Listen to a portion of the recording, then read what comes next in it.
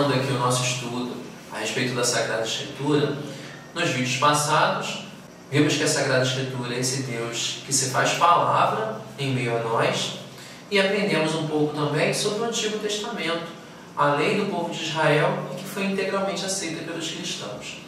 Hoje nós vamos refletir um pouco sobre o Novo Testamento. O Novo Testamento, que é, segundo a própria Dei Verbum, que eu já citei, a Constituição Dogmática da Revelação, sobre a Revelação, o Novo Testamento que é a parte mais importante da Sagrada Escritura. Dentre todos os escritos da Sagrada Escritura, o lugar mais elevado deve ser dado aos santos evangelhos. Isso está citado lá na Constituição Dogmática, como eu disse. Então, os santos evangelhos são os livros que narram a vida, os ensinamentos e a obra de Jesus. E também, muito importante, a sua paixão, morte e ressurreição.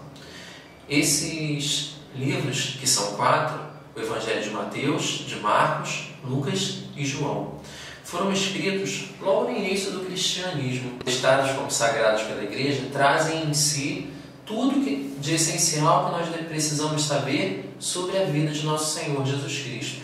Vejam que ele não traz ali detalhes bibliográficos, não traz a data do aniversário de Jesus, não traz as suas discussões em família, não sei, uma série de coisas, mas ele traz os ensinamentos de Jesus, eles trazem o ensinamento de Jesus. Isso é o importante e essencial para a nossa salvação. Seguindo, logo após os 4 evangelhos, que são o início do Novo Testamento e também são a parte essencial e mais importante, nós temos o livro dos Atos dos Apóstolos, que mostra a igreja nascente, mostra, após a ressurreição de Jesus, sua ascensão ao céu, como a igreja vai dar prosseguimento à missão de Jesus. Nesse livro, 2 pessoas se destacam de modo especial. Pedro, o primeiro líder da igreja, escolhido pelo próprio Jesus e que vai confirmar os seus irmãos na fé, e Paulo, o apóstolo das nações, que de perseguidor de cristãos vai se tornar no maior dos evangelizadores e vai lançar as bases da igreja cristã em toda a região da Ásia Menor e já uma parte da Europa. Seguindo depois na Sagrada Escritura, nós temos as cartas de Paulo. Paulo, conforme ele ia andando e fundando comunidades, depois ele ia a outras viagens em outros lugares, ele lá de onde ele estava escrevia para as comunidades que ele havia deixado, ou esclarecendo dúvidas, ou aprofundando alguns aspectos da fé, ou confirmando mesmo aquilo que ele já havia ensinado. Pensando que estava escrevendo para aquelas comunidades, ele deixou para nós, os cristãos de hoje, ensinamentos valiosíssimos e que devem pautar a nossa vida de fé. Além desses escritos, nós temos também as chamadas cartas católicas. Vejam, a palavra católica significa a universal, aquela que está em toda parte. Então, quando a gente diz cartas católicas, são cartas destinadas a toda a igreja. Foram escritas ou por algum apóstolo, Pedro, João, ou pela comunidade que circundava esse apóstolo. E finalizando o Novo Testamento e toda a Sagrada Escritura, nós temos o livro da Revelação, chamado livro do Apocalipse de São João.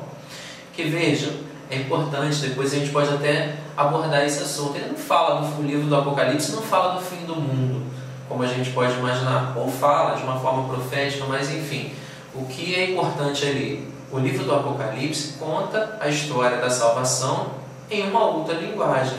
Então não é para alarmar ninguém, nem é para deixar ninguém aí apavorado que o mundo está acabando. Não é isso, né? Ali a gente vai encontrar a história da salvação contada em uma outra linguagem, que temos que ser capazes de ler. O Novo Testamento, ele, como eu falei já, ele deve pautar a nossa vida de cristão, a nossa vida de fé.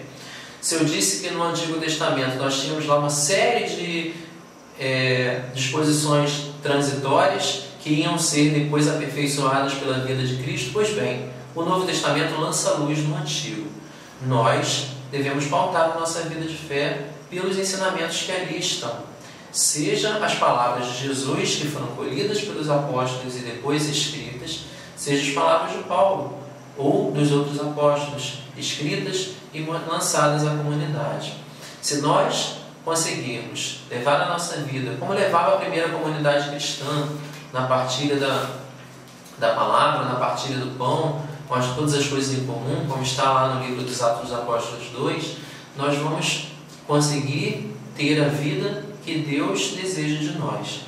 Que nós possamos caminhar assim. O Novo Testamento vai nos inspirar, vai nos conduzir para que nós possamos fazer a vontade de Deus na nossa vida.